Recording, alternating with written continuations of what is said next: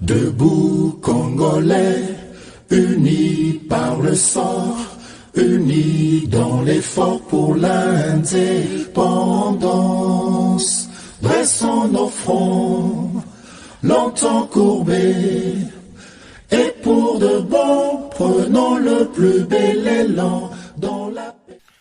Mbote na bino balandi tindika vraiment très content de vous savoir nombreux bino batubo poni fréquence na bino ya malonga et pas wapi bolandaka banalise topé ba observation na décryptage et actualité na biso ndenge to mesana ko salango. Merci pour la fidélité na bino, merci pour la écoute na bino, merci pour la échange to salaka na bino, merci pour la commentaire. Vous êtes encore une fois de plus les bienvenus dans l'émission Nabino Debout Congolais. Je vous salue de partout. Vous avez la émission Oyo, vous allez en Europe, en Afrique, Asie, Océanie. Partout où vous vous retrouvez, vous êtes encore la bienvenue. Samba Olonga ici, la présentation pour Nabaoba Yebite. Merci Narifin Kisombe, merci na Papi Kelly, au bazo pour cette opportunité que l'émission est comme Kanabitando Nabino. Merci pour Nabato Union Sobazako contribuer pour l'émission au debout congolais et continuer à réveiller la conscience ya ba congolais et apporter lumière et sika dans l'actualité congolaise à travers des cryptages ya actualité. Lelo tozonge lisusu pona kolobela affaire oya seni na message moko ya mukuse. Guerre mondiale, guerre froide, nini ezoleka autour ya désignation ya président de animateur principal ya CENI. L'actualité congolaise est vraiment très dominée makasi na makambo etali installation ya bureau ya CENI. C'est-à-dire ezali lokola monde entier ezali ko tourner tout autour de Congo kaka pona question moko question électorale. Un peu comme d'habitude ndenge ezalaka mais cette fois-ci, ils ont un peu la proportion moko ezali singulière dini kaka na présidence ya Félix Tshisekedi. Tout est comme on a président de l'Assemblée nationale ayambi presque communauté internationale mobimba. Ayambi tout le pays union so baza ko constituer Occident. Ayambi ba o pe bazali bato orient, ayambi ba ambassadeur africain, tout comme on a pe ayambi lisusu non apostolique wazali représentant ya pape awa na Congo ayambi ça dit pour asilisa couche nyonso ba représentant ya communauté internationale pe ya société civile mondiale pour na ko informer bango par rapport ya oezali processus ya désignation ya ba animateur ya CENI na Congo oyo eboti bitumba. Mais comme d'habitude, ndenge na yebisaka bino bitumba oyo ezo ba proportion mususu parce que ezo bundama na ba dimension ebele. Donc na niveau ya communauté internationale toloba batu baye na makambo na bango. Awa ba catholique ba keipe pa mboso apesi bango information na bango comme représentant ya chambre basse ya parlement pour na koyebisa bango que biso aussi tout monde que limite les alliés na ba confession religieuse na musala na bango lokola ba arrivé te ya ko trouver compromis biso to lingi to zwa décision na biso en tant que ba institution pour na mena ko décider to yeba nini to ko sala pour processus électoral et ba na ko débuter pour to qui ne vers glissement. Mais cela ne rassure pas du tout tant que l'intérêt est à diverger. C'est-à-dire que le monde entier s'est divisé à la question électorale en RDC égalité par rapport à la volonté à malamu ya batu kolinga pour aider les Congolais. Mais le monde entier se divise par rapport à la question électorale dans la République démocratique du Congo sur base ya l'intérêt ya mutu na mutu. C'est-à-dire Amérique côté naie comme partenaire principal. Il y a l'État congolais, topeto lobaya gouvernement ya Félix Tshisekedi asa côté naie na ba pays au pe bazai pe kolobaya bango Union européenne comme lisanga ya batu oyo dès le début bazaki d'accord te na Félix Tshisekedi nous l'avons dit plusieurs fois, toujours répété en haut, ils ne sont pas encore d'accord avec lui, outre l'hypocrisie à des politiciens, que non, nous soutenons l'Union européenne, veut s'associer. Mais l'Union européenne, concrètement, nous sommes convaincus que la politique les pays comme la Russie, la Chine et les autres pays africains, clairement, de gauche à droite, que pour Nabango, processus électoral, question où ils allaient coller makambo élection au Congo, ils allaient question moko ya souveraineté nationale. Bango bakoki kozala informé, mais bakoki te kokota na makambo wana, il faut bazana devoir et réserve parce qu'il s'agit de la souveraineté d'un État. Donc, la démarche à pays, le Kola, la Chine, la Russie et tous les autres pays, certains pays d'Afrique, balobi ke bako kokota na makambo wana te. Mais tout le monde peut être les autres États, ils augmentent les enchères. Ce qui est au niveau national, qu'est-ce qui justifie résistance, topé, entêtement, il y a catholique, nabatwa SCC, par rapport à la limite aux procédures na bango et commune. On peut écarter déjà makambo etali ba élection koloba que ils ont échoué pour trouver consensus. On peut écarter aussi l'hypothèse il y a makambo ya corruption nyonso tulubela ki awandenge baza kolia bambongo par-ci par-là. Mais au niveau où nous sommes arrivés, s'il s'agissait des gens bateau baza na capacité à aider nation, na kanti bango moko balinga basa la déclaration moko commune koloba que voilà, nos efforts sont limités. Tout tiki makambo na maboko ya ba politiciens bazwa charge ya makambo yo pour na sauver nation, mais toujours veiller. Mais malheureusement, le kola baza tiraillé de gauche à droite par des puissances politiques SCC, Senko baza tiré par des forces au baza pe quantité bango. Cela a amené une division au niveau de la communauté internationale. L'effet au niveau de la corruption, il y a bateau baza ko tirer bas ficelle, c'est dans un autre aspect. Mais aspect où est très important à peut tout kolobela awa ezali pe aspect moko où ezali technique, c'est-à-dire local a trouvé compromis. Qu'est-ce qu'il faut faire? Parce que les candidats kadima ndenge tolobaki yango awa aza candidat moko aza les bienvenus pour nabatwa catholique nabatwa SCC. Techniquement, lorsqu'on refuse un candidat sur base il y a règlement na bine lobby que bozo luka probité, moralité, tout ce que vous dites, non, les candidats ici est accompagné de menaces, il faut des preuves convaincantes. Après vous écola qui s'abattu ce qui réellement kadima azali candidat et chef dans le monanité. C'est comme ça vous voyez que Tshisekedi en tant que président de la République azali mutu oyo azali ko utiliser ba même arme était lokola Joseph Kabila. Tout le monde a acharnement ya bato Senkona SCC suite ya mbongo oyo baliaki balingaki basalir Tshisekedi pour ba jouer jeu na bango malamu. Balakisa na communauté internationale que voilà c'est Tshisekedi qui complique les jeux pour bazwa stratégie nini oyo bakoki ko ça la pousser pour communauté internationale mobimba basa la pression na Tshisekedi que c'est vous qui bloquez, il faut otika machine électorale. Et sans toutefois oublier que dans aucun pays du monde batikaka appareil électoral et zalaka ka conduit kaka boyena bato moko indépendant sans une politique là-dessus. Basi ba répondre bango mbalebele. Mais ici le président Tshisekedi et l'autre bato bazo comprendre que c'est parce qu'il n'utilise pas les mêmes armes que Joseph Kabila. Na ba circonstance aboye biso toyebi déjà que bato lokola bato ya SCC na 5 bazalaka toujours na consensus te basala kaka hypocrisie oyo depuis le début. Depuis to bandi ba élection 2006 na malomalo et consensus etikala kozala te.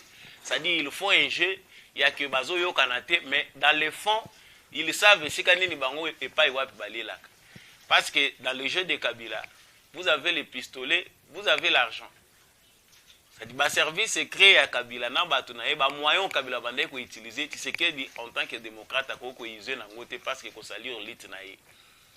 Mais le seul moyen de Tshisekedi, c'est de mettre quelqu'un devant un fait accompli. Basango lelo, peu importe où nous sommes, qui kabal na bango, peu importe façon bazo manipuler bango na baza ko entraîner bango na ba politique, ou baza sima na bango. Ils ont trouvé quelqu'un de coriace avec une méthode au bango bamesana nangote. C'est-à-dire à exposer bino devant tout un peuple. Le débat oyo elekaka na ndenge ya kati. Bao baliaka bambongo balie bosali discussion parce que kotala basango dans leur habitude basala ka biloko po ba benga bango. Tant bako benga bango, voyez ceci cela, allez, bazu moyen ya koyeba ndeni kosaila makambo na bango. Mais cette fois-ci les réalités sont plus dures à l'interne comme à l'externe. Parce que Tshisekedi à lui-même représente une réalité nouvelle. C'est-à-dire les soucis, son souci du changement. Et là, quand on a dit que se féliciter, bateau baza à l'extérieur comme baza à l'intérieur. Oyo baza na kati ya branche à statu quo. Naza continuer koloba awa likambo oya statu quo na bateau baza kopone changement. C'est-à-dire au sommet du monde comme na fin fond ya monde na série awa na niveau ba congolais, nous avons toujours deux catégories à bateau. Ils en a bateau oyo pona bango Congo efetika la kaka na niveau ezali. Système oyo est implanté na Congo, même na niveau et sur le plan électoral, il faut et continuer à demeurer. C'est-à-dire, il y a une branche de l'Occident, oyo baza pona bango d'accord, qui doivent toujours continuer à utiliser les confessions religieuses. Ba utiliser ba force ya ba catholique na ba protestant pour ba continuer à contrôler machine électorale na biso.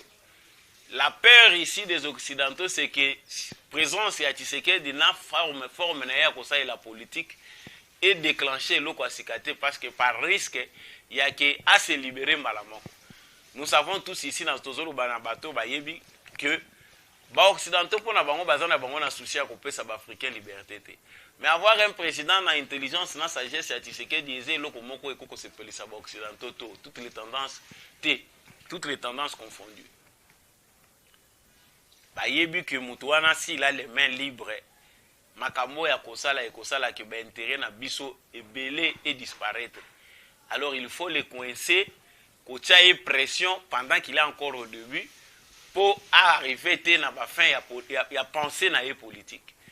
Donc Tshisekedi est en train de lutter contre les mentalités de sa propre population, de son propre peuple à l'interne et les mentalités il y a ba prédateur ya communauté internationale oyo bayebi ke Congo ezali bulu na bango. Mais maintenant ici touti koyoka que batu ya nonce apostolique akendai kokutana na nani Mboso.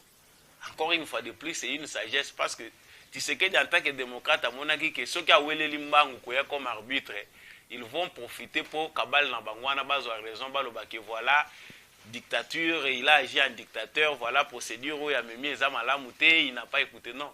C'est qu'il a sali bango pour épuiser bango. Et même quand Mboso, on poussait Mboso décider, c'était un piège, tandis que tant Mboso a causé décision politique, il y a par rapport à Makambu, il y a limite, il y a ma confession religieuse, communauté internationale Mobimba, une frange, kuna Babima. Les gens de la Mouka et les autres, bah oui, là-bas, voilà, c'était un coup préparé par les Tshisekedi, Sénat Tshisekedi Yemoko, pour botte l'appareil électoral. Donc, ici, le jeu ici qui se fait, et ça se jouer dans plusieurs dimensions, et la dimension internationale est plus importante parce que c'est la souveraineté d'un pays qui est en jeu. Si Tshisekedi avait bateau, bazo comprendre biloko tozoloba oyo en toute facilité. Si tous les Congolais pouvaient comprendre reloko nini basango bazo ko welela na makambo etali élection, je pense que ce problème ekotikala ko ya lisusuté na Congo, on ne peut plus en parler. Mais parce qu'il existe encore ba zone d'ombre na kati na biso ba Congolais, bazo comprendre te ba réalité zo leka na mboka na bango. Voilà là où encore les gens continuent à s'immiscer dans notre souveraineté sans être invités. Baye. Et c'est ici, Bangonde Moutoumena Balingi va toucher. Baye bina bango qui devant les élections comme ça, Tshisekedi ne peut pas le perdre. Mais une façon, il y a biso, koluka bavoi ya kokotela po totya pression ezali ya kocreye cacophonie ya kocreye trouble po tobima lokola baporteur de solutions. Ici, les Congolais doivent faire très attention avec la communauté internationale. La communauté internationale, oyo enyokoli biso mingi, tozali fruit lelo, misère tozanango, désordre pe politique tozanango, bazana par pe munene ya responsabilité na complot batie biso lelo. Outre inconscience na biso ba Congolais na inaction na biso. La communauté internationale nous a vraiment surexploité pour te comprendre point autocommune. Mais si vous attendez certaines nations au lelo ba komi ko comprendre souci ya ba africain lokola ba Russie ba Chine bazana bango peut exploiter parce que moto azana puissant face ya yo faible ceux qui boye ba rapport na bino ekozala kaka ba rapport moko égoté. Ça sera toujours un rapport où ekozala na moi inégalité parce qu'il est puissant et les puissants dominent sur les faibles, c'est la loi de la nature. Mais il y a quand même des gens qui ont compris que pousser pression oyo, maturité croissante, il y a des populations africaines et comme il y a tout changer politique na biso. Et c'est comme ça que les pays comme la Chine, na ba Russie, o bazala ki libanda ya jeu, lelo bako tipé na scène pour bousculer les occidentaux. Ba moni qu'il faut bango pe baya na façon ya sika ya coopérer na ba africain. Comme ça le kola ba africain ba si ba lembi na bango. Ba occidentaux na niveau ba exploiter bango na domination eleki à outrance ba kofongwama vers biso. Et c'est ce qui se fait déjà dans d'autres pays au moni baza ko kende na ba Russie, baza na bango ko profiter au lieu ba ko collaborer na ba France na ba États-Unis, ils sont avec les Russes, ba komi ko luka na bango ba chinois parce qu'on sait que là-bas même si baza quand même na moi muké ya respect ba ko pesa biso. Alors, si on rentre dans le problème où est le processus électoral na biso na Congo, nous verrons que c'est les Congolais maturité na biso mutueza devant défi munene ya histoire. Nazongeli sukolobake défi munene zali kozala na Félix Tshisekedi comme président de la République, ça change tout. Bouleversement eza au niveau ya sommet, au niveau international comme au niveau national. C'est-à-dire tous les mafieux du monde, y compris Bao Baza à l'interne, Baza en alerte. Baébi que Mouto aye a kolinga ko pérenniser le système na bisoté, il est venu pour nous écarter. Et les désordres que nous constatons à tous les niveaux, ils allaient liés kaka na komba wana. Entre ba force réelle, il y a changement, na force il y a statu quo. Oyo ezali composé na ba propre citoyen bande ko na biso moko ba congolais, c'est-à-dire bato ba confession religieuse lokola ba ECC na 5 baza bato oyo diplomatiquement ba travailler kana bato oyo, c'est-à-dire makambo ya ba élection ba yebi ba réalité nango. Même si le Congo aujourd'hui serait balkanisé catholique na ECC balingi ba yebango malamu, ce qui s'est passé à Genève pour rappel. Bato catholique na bato ECC ba yebi malamu oyo salama ki kuna les complots oui, qu'on visait, voire même qu'on balkaniser Mboka.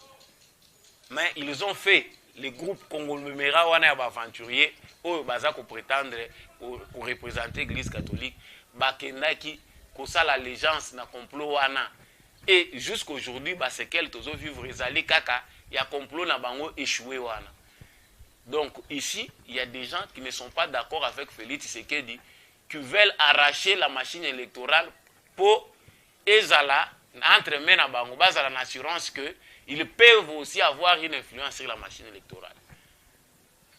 Mais Dieu seul sait balobaka toujours continuer que le bango on ne combat pas Dieu. Ce qui totalement fort Félix Tshisekedi a accédé na pouvoir na ba makambo ye a déjoué. Na makambo ye a déjoué ezali makambo moko ya minene.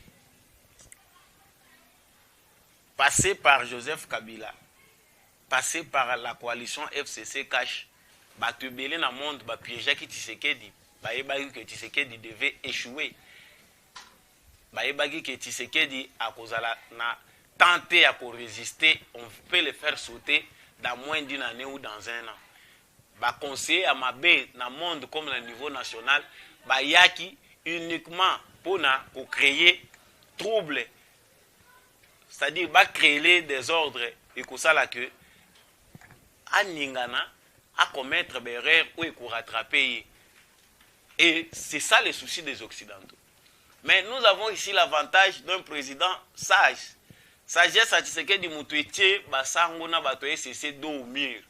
Parce que awa babimi lokola bana mike, likambu bango baloba lisusu na minute ezate. Parce que même le monde entier a trouvé que ça devient une aventure. Montrez-nous les preuves, ma preuve mon anité. Maintenant, comment on va écarter Kadima? Parce que on devait avoir des preuves qui certifient que Kadima Azali Mutuya Tshisekedi. Je l'ai dit dans plusieurs émissions. Mais ce qui rebondit dans la émission ezali que batuya États américains na espagnol ambassadeur américain na ya Espagne baki na kamba pona kokende ko solola na batu kamba pona koloba nini ça dit bon retirer candidat na bino ici congolais mutu moko azonga simate. Ça dit ce n'est pas les autres pays nations qui dirigent le Congo, c'est un problème congolais. Mais pour moi que nous sommes en otage et nous devons être libres. Makambo faut to bango brut pour mutu nyonso a comprendre ngo le langage ba politicien eza ko aider ba congolais te ba comprendre. C'est-à-dire batamboli na ba institution nyonso ba ke petit côté ba ponaka candidat. Tout le monde a vu so ba congolais à cause ya irresponsabilité na biso comment eza pasi batu bazozwa bango hein lokola bana mike. Maintenant ils vont baké kotuna bakimbangiste, c'est-à-dire baké kochamo komeka kotala mwa songi est-ce que bolongola nanu candidat na bino wana total nanu si il y aura la paix. Mais les informations c'est que les kimbangistes ne sont pas prêts à abdiquer. Bakimbangiste baza d'accord que va retirer candidat na bango, ça ne se fait pas. Au nom de quelle logique doit-on refuser les candidats de la majorité au profit des candidats au profit de la logique d'une minorité? Au nom de quel principe démocratique? Par consensus ou par voie des élections?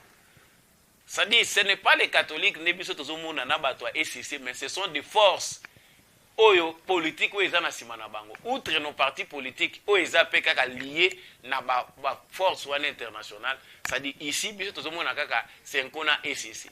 Nous avons pris assez de temps pour s'acharner sur ces gens-là, mais sans savoir que la proportion est élevée, c'est qu'à chaque niveau, bazana bétage. C'est-à-dire c'est toute une escroquerie, c'est toute une organisation à niveau international. Bah mafieux, et permettez qu'on puisse dire de cela comme ça. Baza ba malfaiteur parce que bah mutu bazo piétiner o ezali souveraineté à ba congolais. Donc apprenons biso ba congolais na minito, ça dit ce processus, j'ai fait ce numéro pour démontrer que ici les combats ici Tshisekedi les mène en bon point parce que c'est un démocrate naturel. Et c'est quelqu'un qui a été forgé dans la démocratie. Si c'était un dictateur, ezali ba milliards de kozala gaspiller ba millions pour aller convaincre na ambassade de Belé koyebisa bango que voilà vous devez faire ceci, bozwa mbongwa bozwa libulu tel. Mais tant que bazo mona na niveau Tshisekedi concession ezate yango bitumezo koma makasi. Parce que Tshisekedi n'est pas là pour brader une fois de plus le Congo. Même si les autres baza ko prêter intention au baza nangona ba preuve. Mais Tshisekedi est un mal aux yeux ya batu oyo ba mesana ki mabe na Congo. Les gens comme l'Union européenne, surtout l'Union européenne. Présence à Tshisekedi eza ko enchanter bangote parce que ba yebi ke misu makasi avoir un nationaliste au sommet du pays ezali que à quoi posséder bino à 1 cm et ça y est parce que ils allaient intérêt à Congo à koluka landel. Aujourd'hui ben intérêt nion sur tous les plans tout le monde a besoin revisiter ba contrat minier ba contrat pétrolier partout bisika oyo mabulu na bango ezalaki. La logique de Tshisekedi c'est gagnant-gagnant. Vous allez exploiter to yebi ke bino bozoya na matériel bozoya na ba moyen na bino. Mais il faut pas kabotika mabulu, il faut que ba congolais bazwa pe par na bango. Et c'est là le combat, c'est ça la vraie réalité. Donc, vraie réalité, un combat autour des élections, c'est parce que toute la communauté internationale ne s'accorde pas autour de la personne de Tshisekedi et toute la communauté internationale ne partage pas les mêmes avis. Alors, au niveau de la communauté internationale, bazali divisé. Mais la grâce qu'a Tshisekedi déjà le fait pour lui d'avoir accédé au pouvoir. Bateau bazali na miso komona bayebi kotala ke Tshisekedi Félix, le fait pour lui d'avoir accédé au pouvoir a déjà beaucoup fait. et il n'y a pas de marche en arrière. Bato baza vraiment futé pour na komona futé pour na komona makambo ezolekana ba yebi ba réalité mondiale na ba réalité nationale bazomona que à moins babo Tshisekedi mais ce n'est pas faisable les impossible était ba âme nyonso ba esprit nyonso ya bato oyo baza na Congo ba esprit honnête ezali ko prier ko intercéder chaque jour pour na mutu wana que il faut que Dieu l'aide à accomplir mission oya yenango pour na Congo. C'est pas un président ordinaire, un président hors du commun, parce que volonté autre nécessaire que le bango, c'est une volonté qui nécessite l'appui de tous les Congolais.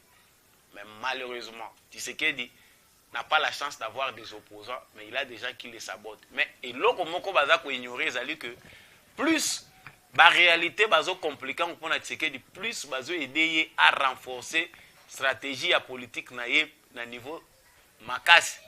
Parce que dans toute chose, l'opposition aide à bien fonctionner. Absence d'opposition opposition na Congo face à Tshisekedi, et ça dit que l'Église catholique a incarné opposition. Ça dit makambu oyo ba opposant ba kokai ko revendiquer et commander l'Église catholique ndé mutakomi ko incarner yango. Les autres qui font du bruit parce que bazana bango habitué na kala ba mesana ki mabe.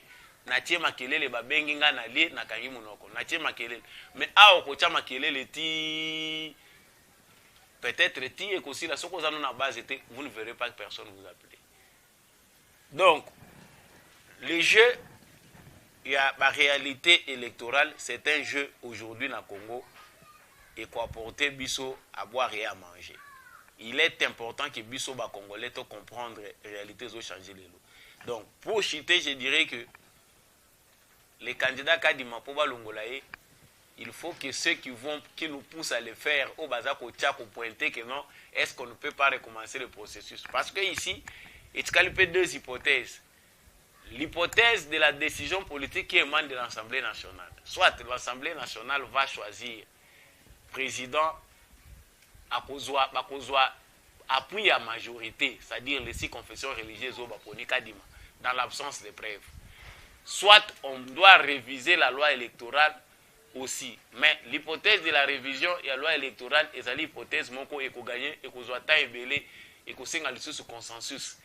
Yango bazana kacha ko négocier pour certains diplomates, dans certains politiques, il faut une table ronde pour les élections. C'est-à-dire une forme, il y a dialogue moko boye o ba ko lebelaka makambo ba élection, comment on peut apporter des réformes. Mais ici aussi, le danger, c'est que la majorité des politiciens congolais, ces réformes-là, ils ont la bangote. Bango et l'oro, bango bazako se préoccuper nango, ils allaient survie politique na bango. Na kota na zoa, bisikani nga na koko zoa, isikana lia, pour na élection ango, na zana na ora, ya koye bako corrompre batupo, na garder statut politique na ngai.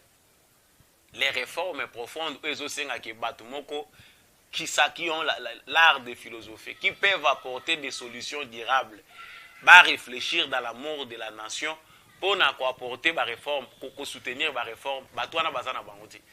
Mais ici, nous avons des gens plutôt préparés pour sauver l'intérêt.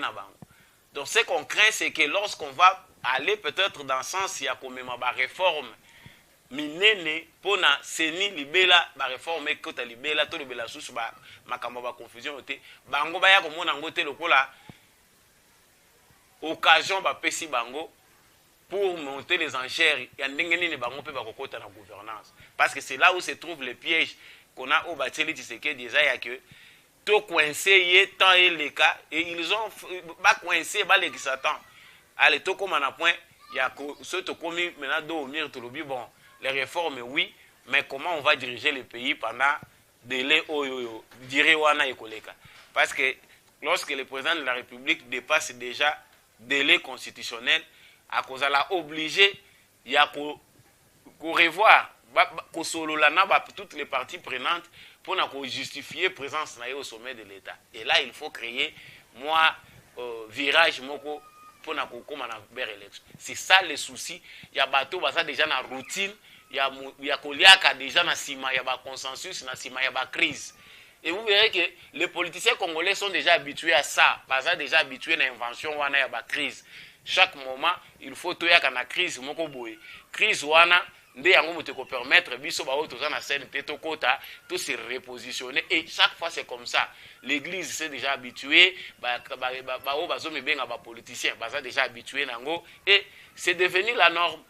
Tous en batouté baza na volonté ya kolinga ko engager ba réforme ya solo parce que si les réformes ya solo il faut les la mener, il faut de bons volontaires et ça les politiciens congolais dans leur majorité ne sont pas prêts à ça. Et c'est là où Tshisekedi a un large avantage. Parce qu'il a une popularité, ils ont ça là que pour naïe politique et se faire sentir. Si Tshisekedi n'était pas quelqu'un où il a bien ancré dans le peuple, mais dans le moment où face à des conflits, le col a mais elle a résisté. Mais Tshisekedi le col a la maîtrise de la population. Peu importe la misère, les virages qui traversent le peuple congolais. C'est une transition difficile, mais Tshisekedi s'en sort bien parce que Aza n'a confiance il y a ba Congolais belé. Il est le président de la majorité. Non, Tshisekedi avec son UDPS emporte la majorité du peuple congolais. Au Batikali bazo sous-informé, ou peut-être Batikali baza manipulé suite à diverses raisons. Mais Tshisekedi a cette chance-là. Yango moni mindele na banalise na bango ba yebi na bango que pour les élections Tshisekedi na forme nyonso ba ko mener élection. Si ce sont des élections vraies, Tshisekedi gagne. Tikato créer trouble, désordre et zala. Ils ont un chantage, c'est ça la vraie politique. C'est un chantage de certains membres de certains pays, membres de la communauté internationale, pour Tshisekedi accéder à la caprice na bango. Vous aurez compris, chers téléspectateurs, Bino Batu Bolandaka, vraiment émission Oyabouania, makambo ya kolobeze belé tango ngonga, ngonga TV zangonga ndenge tuyebeli yango nyonso. Il faut toujours continuer à soutenir l'émission pour tout qui est de liboso, actualité à malonga, pour décrypter en op analyse, et ça mon sala tout ça la capona bino. Il faut vous soutenir l'émission Oyo et qui est de l'avant pour Congo et les Congolais nyonso à longwa na kati ya ténèbres, Congolais nyonso a conscience à comprendre que mboka est sacré, mboka ba défendre yango, on peut mourir pour son pays, est sacré, et les gens doivent aujourd'hui tout relever défi, il y a bonne information. Oui, que ça là que les Congolais besoin d'information à malamu, besoin d'explication à malamu. Et ça là que bisognon ce qui tous les lots matérialité na biso atteindre zénith. Donc on a que ba conflit mususu et ya kana mboka na biso et que ça là ba conflité. Merci pour la fidélité na bino soko landa kingai boya tribalisme boya moyibi.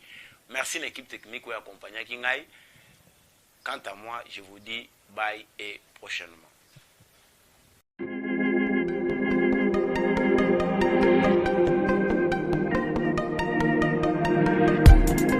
Après 25 ans d'expérience, eh oui, de 1995 jusqu'à ce jour, Elton Store, l'unique shop congolais de Londres, la Grande-Bretagne, où il Londres, et saliko ça la fierté à la communauté nabiso, et surtout, il y a un homme d'affaires congolais sérieux dans la diaspora. Oh yes, yes, yes, yes. C'est créé Elton Store et Sali Kakamoko, le sérieux, à quel na service qui toko na ba client na ye. Avec ma produit, il y a première classe, il y a qualité supérieure. Oh, il y a ma bombe à Eden Store. Oh yes, mon crime bimbe yeba. Ma maman à Londres va confirmer. Eden Store, c'est le perso des produits cosmétiques. Il y a solo produits originaux.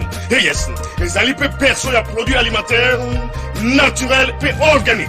Au travers de nos produits cosmétiques, Eden Store détient le secret. Secret ya solo, où ya poso ya maman moi c'est qui toko. Poso ya moi so penza basali kolula, poso ya moi so mobala kotala ya lembate.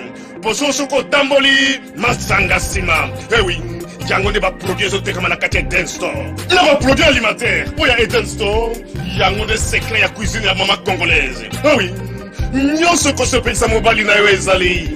Pondu, matembele, ngai, ndole, fumbwa, ndunda, bilembwe, oyo nyonso penza, oyo kobonga pona cuisine na ezali. Oh yes, yes, yes.